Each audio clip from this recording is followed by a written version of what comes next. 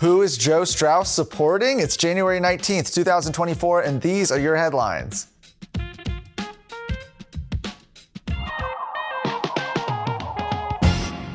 It's hard to believe, despite the fact that he announced his retirement from the legislature over 6 years ago now, disgraced former Speaker Joe Straus is still getting involved in Texas politics.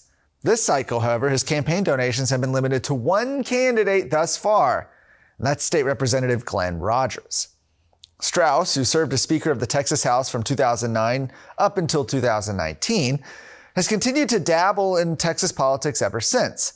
In 2021, during the consideration of election integrity legislation, Straus came out against the Republican priority bill, claiming it's bad for business and, more importantly, it's bad for our citizens. Now, this followed his earlier announcement that he voted for President Joe Biden in the 2020 election.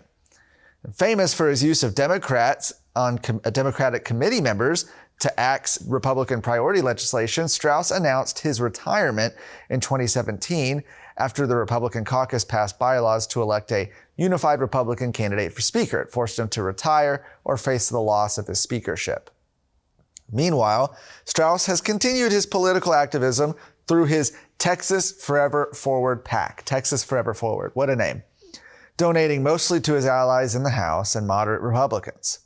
While the PAC reported over $150,000 in expenditures during the most recent report, which covers the second half of 2023, Glenn Rogers is the only direct recipient of cash from the PAC as far as candidates go. Rogers is opposed in the Republican primary election by Mike Olcott, who has the endorsement of Governor Greg Abbott, Senator Ted Cruz, Attorney General Ken Paxton, Agricultural Commissioner Sid Miller, and others. A group called Basin Pride is featuring drag queens at a so-called all-ages Barbie-themed party this Saturday in Midland. The event is being held at I Love My Selfie, located in the Imperial Shopping Center on Wadley Avenue. I Love My Selfie, by the way, I looked this up. It's exactly what it sounds like. It's a place where you can go, pay money, and have a bunch of backdrops to take selfies, right? Pictures of yourself. So if you needed any more evidence of how vapid the culture has become, but getting back to the story at hand, the Pink Party, as it's being called, will feature local Permian Basin drag queens. Basin Pride bills itself as a social committee under Pride Center West Texas, made up of LGBTQN+ members from the Permian Basin. An ad for the event encourages attendees to hang out in Barbie's Dream House, one of the rotating sets in which customers pay to take pictures of themselves while at the venue.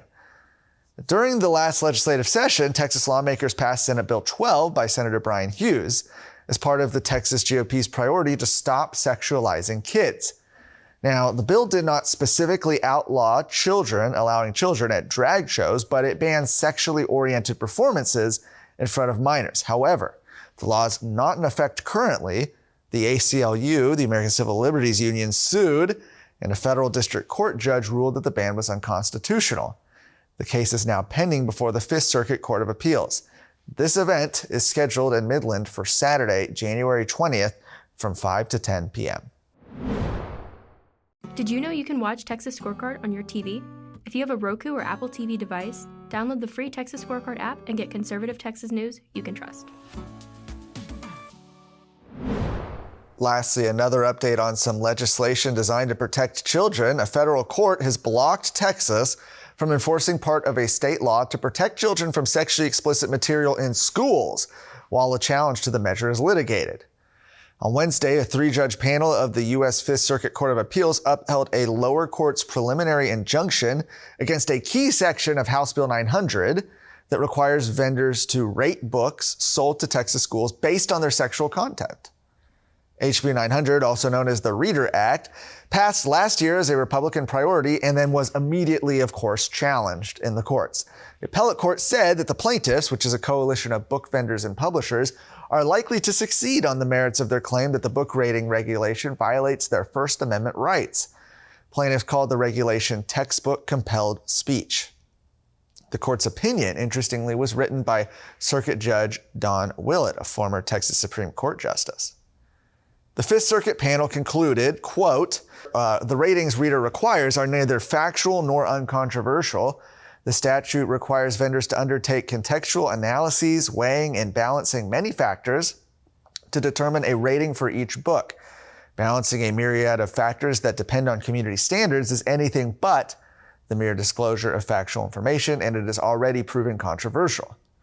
So what does this mean? Well, the appellate court's ruling stops Texas from enforcing the vendor rating requirement while the state and plaintiffs continue to litigate the merits of the case. The Reader Act also requires Texas schools to adopt standards prohibiting sexually explicit materials in campus and classroom libraries. That part of the law was not enjoined, and the state approved the mandatory school library standards back in December. For more of today's stories, head to TexasScorecard.com.